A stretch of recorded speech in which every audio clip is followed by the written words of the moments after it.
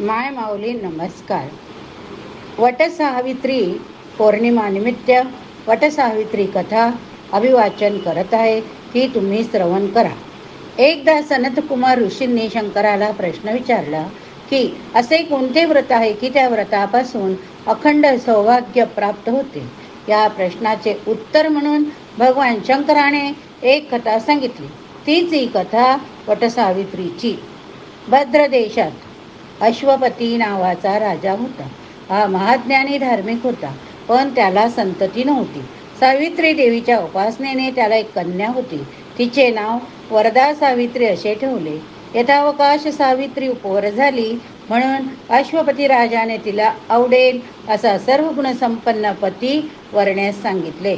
सावित्रीने दुपतसेन राजाचा पुत्र धुमतसेन राजाचा पुत्र सत्यवानास वरले. सत्यवानाचा पिता आंधळा राष्ट्रभ्रष्ट होता, म्हणून तो आपल्या परिवारासहित अरण्यात राहत होता. सत्यवान हा शूर गुणसंपन्न असला तरी तो अल्पायुष्य आहे. 5 पासून वर्षाने देहत्याग करील हे देवर्षी नारदाने अश्वपतीला भाकीत सांगितले. म्हणून अश्वपती राजाने सावित्रीला दुसऱ्या वराची निवड करण्यास सांगितले. पण सावित्रीने निश्चयपूर्वक सत्यवानाशीच विवाह केला. काही काळ लोटल्यानंतर सावित्रीने नारदाने सांगितलेले ते भविष्य न विसरता वटसावित्री व्रताचा नेम केला. आपल्या पतीच्या आयुष्याचे 3 दिवस राहिले असून 4था दिवस त्याच्या मरणाचा हे जाणून त्रिरात्र व्रत केले. 4थ्या रात्री 4थ्या दिवशी व्रताची समाप्ती केली. त्याच दिवशी सत्यवानाबरोबर सावित्री अरण्यात गेली. लाकडे तोडून झाल्यावर सत्यवानाला अतिश्रमाने ग्लानी आली, म्हणून सत्यवान एका वडाच्या झाडाखाली सावित्रीच्या मांडीवर डोके ठेवून झोपला. थोड्याच वेळात सत्यवानाचे प्राण नेण्यासाठी यम स्वतः आला. सावित्रीने त्याला ओळखले, नमस्कार केला. सत्यवानाचे प्राण घेऊन यम जाऊ लागला. तेव्हा सावित्री दुःखीत होऊन यमाच्या मागून जाऊ लागली. यमाने तिला परत जायला सांगितले. यमाचे शब्द ऐकून सावित्रीने पतिनिष्ठा, कर्तव्य, पतिव्रतेच्या भावना यांचे विद्वत्तापूर्वक विवेचन केले. तिची वाणी ऐकून यम प्रसन्न झाला. यमाने तिला पतीच्या प्राणाशिवाय काही मागायला सांगितले. तेव्हा सावित्रीने आपल्या सासऱ्यांची दृष्टी परत मिळावी असा वर मागितला. यमाने तथास्तु म्हटले.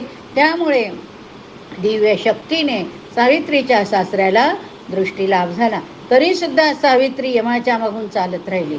यमाने पुन्हा तिला सांगितले की हे देवी, तुला ह्या चालण्याचे श्रम होतील ग, तेव्हा तू परत जा. तेव्हा सावित्री म्हणाली, पतीच्या सानिध्यात असताना श्रम कोणते हो? ज्या मार्गाने माझे पती जातील तेथेच मला गेले पाहिजे. हे तिचे बोलणे ऐकून पतिनिष्ठा पाहून यमाने तिला दुसरा वर मागायला सांगितले. तिने आपल्या राज्यभ्रष्ट सासऱ्यांचे राज्य परत मागितले. त्यामुळे तिच्या सासऱ्यांचे राज्य परत मिळाले. तरी सुद्धा दूर अंतरापर्यंत सावित्री यमापाठून चालत राहिली. वाटेत तिने यमाला सत्पुरुषाच्या सनातन धर्मासंबंधी सांगितले.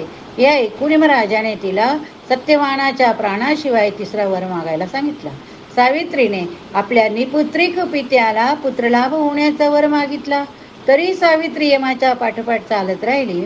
वाटेत ती यमाला सांगते की तुम्ही साक्षात सूर्याचे पुत्र, स्वधर्माने तुम्ही प्रजा चालवता, म्हणून तुम्ही धर्मराज ओळखले जाता. हे शुभवचन ऐकून यमराजा संतुष्ट झाला. तिला सत्यवानाच्या प्राणाशिवाय 4था वर मागायला सांगितला. तेव्हा सावित्रीने सत्यवानाला 100 पुत्र व्हावेत. किती पुत्र? 100. पतिकुळ वृद्धिगत व्हावे असा वर मागितला. तरी सावित्री यमामागे जाऊ लागली. वाटेत तिने यमाला साधूच्या वृत्तीविषयी, सत्पुरुषाच्या गुणांविषयी, त्यांच्या परोपकाराविषयी सांगितले. यमराजाने तिच्या या बोलण्याने संतुष्ट होऊन एक अप्रतिम वर मागायला सांगितला. तेव्हा सावित्री म्हणाली की मला स्वर्गसुख नको, पतीशिवाय मला कशातच सुख मिळणार नाही. तुझे वचन खरे ठरण्यासाठी सत्यवानाला 100 पुत्र होण्यासाठी त्यांचे प्राण परत कर. शेवटी यमराजाने सत्यवानाचे प्राण परत केले.